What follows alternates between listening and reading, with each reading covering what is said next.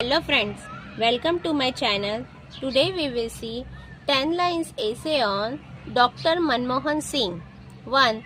Dr. Manmohan Singh was born on 26 September 1932 in West Punjab.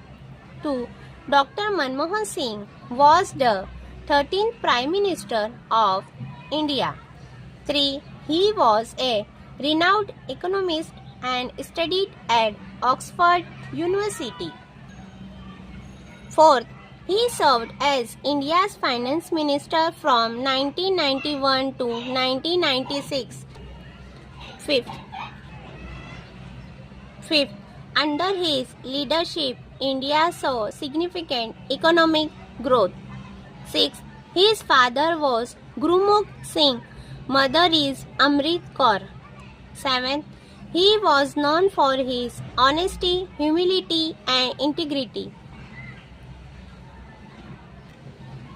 8. Dr. Manmohan Singh was awarded the Padma Vibhushan for his contribution. 9. He led India through the historic nuclear deal with the US in 2008. 10. He passed away on December 26, 2024 at the age of 92. Thank you for watching my video. Like and share my video.